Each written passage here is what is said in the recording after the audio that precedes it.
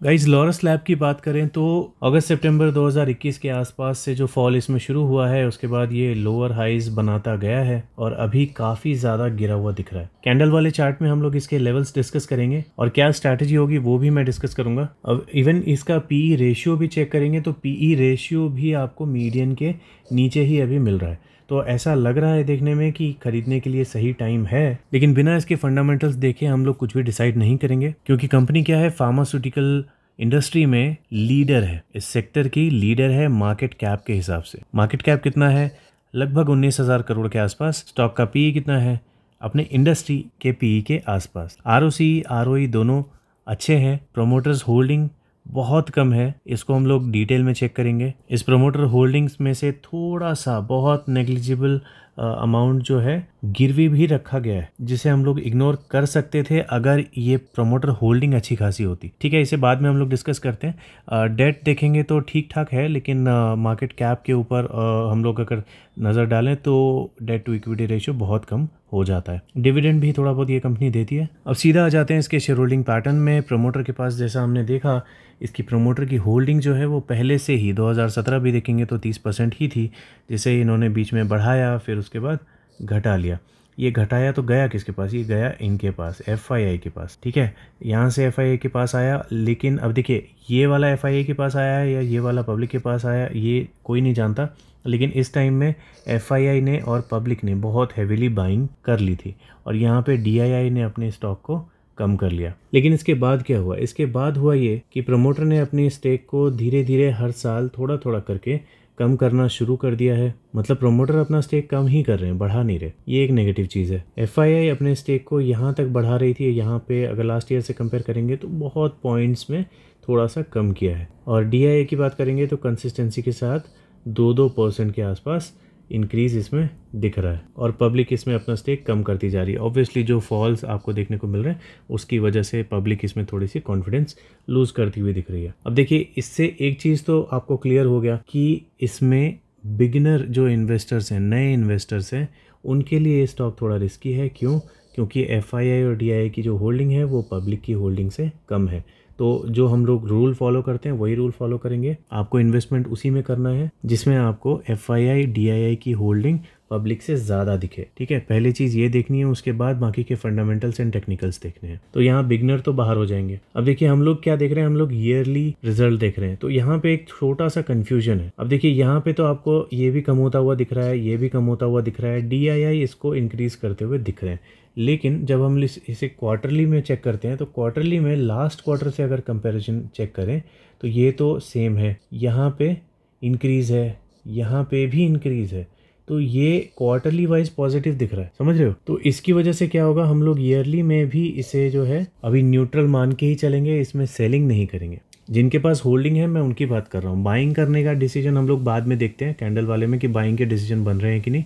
अभी फ़िलहाल मैं सेलिंग की बात कर रहा हूँ कि किसी को सेलिंग करनी चाहिए या होल्ड करना चाहिए, तो क्यों करना चाहिए। अब देखिए, कैंडल पे जाने से पहले हम लोग इसका नेट सेल्स एक बार चेक करते हैं। नेट सेल्स आपको बहुत अच्छा दिखेगा, अट्रैक्टिव दिखेगा, राइट। दिक्कत जो है वो इसके नेट प्रॉफिट में है। तो इससे पहले भी आपको ये कुछ मतलब खास अट्रैक्टिव नहीं दिख रहा होगा। कोविड के बाद इसमें जंप क्यों आया वो आपको पता है, कोविड ही इसका रीज़न है।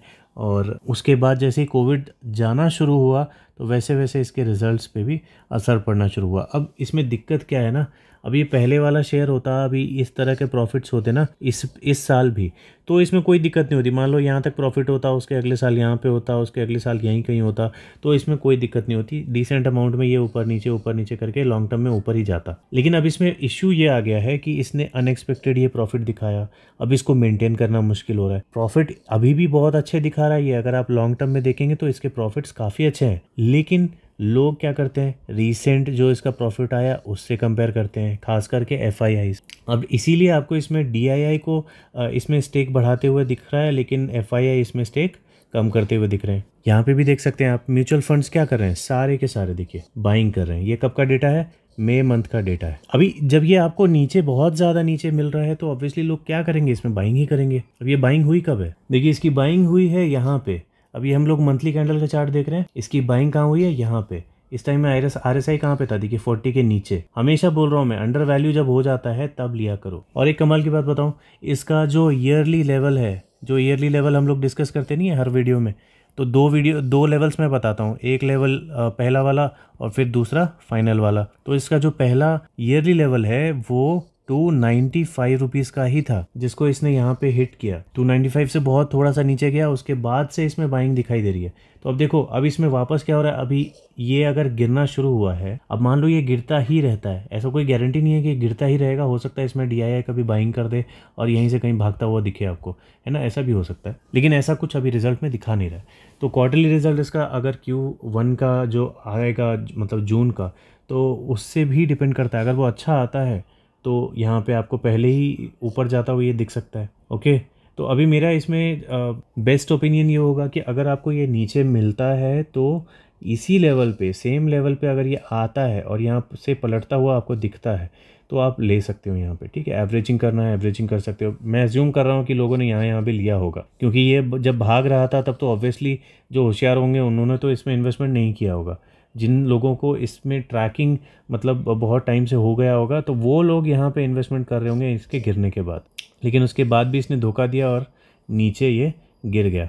ठीक है, तो अगर यहाँ पे आपको मिलता है तो ये देखो ईयरली फर्स्ट लेवल है ये इसमें इन्वेस्टमेंट करने का। तो यहाँ पे आप एक पहली SIP कर सकते हो, या एवरेजिंग बोलना है तो अब मुझे पता नहीं आपने कहाँ पे खरीदा है, तो यहाँ पे आप एवरेजिंग कर सकते हो। और यहाँ से भी अगर नीचे गिरता है तो 200 रुपये इसका फाइनल लेवल है पूरे साल का। ठीक है, 200 कहाँ है, यहाँ पर। तो इससे अगर नीचे जाता है तो मैं इससे बाहर हो जाऊंगा पर्सनली। ठीक है, मैं इसमें बाइंग नहीं करूंगा। बाहर हो जाऊंगा मतलब मैं सेल नहीं करूंगा, मैं इससे बाहर हो जाऊंगा। ओके, तो पहली बाइंग हम लोग कहाँ करेंगे, यहाँ पे। दूसरी बाइंग 200 पे या उससे नीचे, थोड़ा आसपास नीचे, जब तक ये पलटता नहीं। ठीक है, अब सपोज यहाँ से ये नीचे गिर जाता है तो इसको बुलिश हम लोग तभी मानेंगे जब ये ऊपर जाने के बाद, अब चाहे यहाँ से पलटे चाहे नीचे जाके कहीं से भी पलटे, ऊपर जाने के बाद इस लेवल को जब तक ये बहुत अच्छे कैंडल के साथ ब्रेक नहीं करता, जिसकी बॉडी ऊपर ज़्यादा हो, तब तक हम लोग इसे बुलिश नहीं मानेंगे। तो जो बहुत सेफ खेलना चाहते हैं वो लोग ये कर सकते हैं कि इसके गिरने के बाद भी इसमें वेट कर सकते हैं एक टर्न आने का, और टर्न आने के बाद जब इस लेवल को ये ब्रेक कर देता है तब आप यहाँ कहीं पे या यहाँ कहीं पे जो भी कैंडल छोटा बड़ा जैसे भी बनता है, मान लो अगर छोटा सा कैंडल बनता है लेकिन बाहर ऊपर की तरफ बनता है तो इसके यहाँ पे आप ऊपर में बाइंग कर सकते हो। ये भी एक अच्छा प्राइस हो जाएगा। यहाँ पे भी अगर 450 में आपको मिल जाता है तो भी आपको इसके टॉप लेवल तक भी आपको 700 के लेवल कहीं नहीं गए, है ना, बहुत अच्छा परसेंटेज है। तो ये तो बात हो गई लेवल्स की। अब एक चीज़ देखो, इसमें मिस नहीं हम लोग कर सकते। अभी इससे पहले अगर आप इसका स्टॉक देखोगे तो क्या था, बहुत ही ख़राब, टेक्निकली बहुत ही ख़राब था। ओके, और इसमें बुलिशनेस कहाँ पे आई, कोविड के बाद। ऑब्वियसली जो इसको बिजनेस मिल रहा था कोविड की वजह से, उसकी वजह से। और ये जो खड़ी चढ़ाई चढ़ गया ना, अगर आप मेरे रेगुलर व्यूअर हो या आपने किसी भी अच्छे यूट्यूबर का अगर सुना होगा वीडियो, तो वो भी यही बोलता होगा कि अगर कोई स्टॉक बहुत ज़्यादा भागने लगता है ना, तो जब वो गिरता है तो बॉस बहुत बुरा गिरता है। तो वही बहुत बुरी वाली गिरावट आपको इसमें देखने को मिली है। तो अगर आपने यहाँ तक इसे संभाल लिया है, इतना दर्द बर्दाश्त कर लिया है, तो मैं बोलूँगा कि थोड़ा और कर लो, क्योंकि अब बुलिशनेस चालू हो गई है मार्केट में। तो हो सकता है कि इसमें भी आपको रिकवरी देखने को मिल जाए। अगर इन केस आपको ये यहाँ से पलटता हुआ भी दिखता है तो आप अपने प्रॉफिट देख सकते हो। अगर आपको इतने प्रॉफिट यहाँ पर सही मिल रहे हैं तो आप निकल सकते हो, नहीं तो आप वेट कर सकते हो। देखो इसमें क्या होता है ना, लेवल्स बनते रहते हैं, हर जगह सपोर्ट रेजिस्टेंस का खेल चलते रहता है। अब ये यहाँ से ऊपर गया, अगर जो इसने इस लेवल को ब्रेक कर दिया तब तो ये बहुत ऊपर चला जाएगा। लेकिन अगर ये यहाँ से पलटा तो फिर पहला सपोर्ट ये बन जाएगा। तो हो सकता है यहाँ से ये फिर पलट जाए ऊपर की तरफ, फिर यहाँ से हो सकता है फिर नीचे आ जाए। ठीक है, तो ये कभी भी हो सकता है। अब यहाँ से ये ऊपर जाएगा तो बुलिश हो जाएगा, यहाँ से ये नीचे जाएगा तो बेयरिश हो जाएगा। तो ये खेल चलता रहेगा, आपको लेवल्स रेजिस्टेंस वगैरह देखते हुए चलना पड़ेगा। ओके, तो अभी की भी स्ट्रैटेजी मैंने बता दी, बाद की भी स्ट्रैटेजी मैंने आपको बता दी। इस स्टॉक को बिल्कुल बहुत ही खतरनाक वाला स्टॉक मान के मत चलना। मार्केट का लीडर है इसीलिए इसमें इतनी ज़्यादा बुलिशनेस आई थी, और प्लस बिजनेस भी मिला था इसलिए इतनी ज़्यादा बुलिशनेस आई थी। अब इतना ज़्यादा किसी को स्टॉक को भगा दोगे तो पिटेगा तो ज़रूर ना। ऐसा आपको हर स्टॉक में देखने को मिलेगा। कितना भी अच्छा स्टॉक होगा ना बॉस, कितना भी अच्छा, कोई VBL और कोई पॉलीकैब ऐसे काम नहीं करता। ठीक है, इस तरह से किसी आप अच्छे स्टॉक को भागते हुए नहीं देखोगे। अगर इस तरह से कोई भाग रहा है ना तो गिरेगा ज़रूर। आपको बहुत सारे एग्जाम्पल्स मैं दे दूंगा। ठीक है, आपके पास खुद भी बहुत सारे एग्जाम्पल्स होंगे जो बहुत तेज़ी से भाग रहे थे लेकिन अभी बिल्कुल पिटाई करके नीचे पड़े हुए हैं। तो कभी भी भागते हुए स्टॉक में लालच मत करो, सही टाइम पे मिल गया तो थोड़ा बहुत प्रॉफिट आप कर सकते हो, लेकिन फिर निकलना भी बहुत ज़रूरी होता है। लोग प्रॉफिट बुकिंग के टाइम पे भी लालच करने लगते हैं कि क्या पता और चला जाए, क्या पता और चला जाए। बॉस प्रॉफिट मिल रहा है, अनएक्सपेक्टेड आपको अगर हाइट मिली है, मतलब अनएक्सपेक्टेडली कोई स्टॉक ऐसे बिल्कुल खड़ी चढ़ाई चढ़ता भागा है काफ़ी महीनों से, तो प्रॉफिट बुक कर लो ना, क्या दिक्कत है। समझ रहे हो मैं क्या बोल रहा हूँ? आई होप समझ रहे हो। तो कमेंट सेक्शन में बताना कि आप क्या कर रहे हो, आपका क्या प्लान वगैरह है इसमें। बाकी इस वीडियो में इतना ही, मिलते हैं अगली वीडियो में।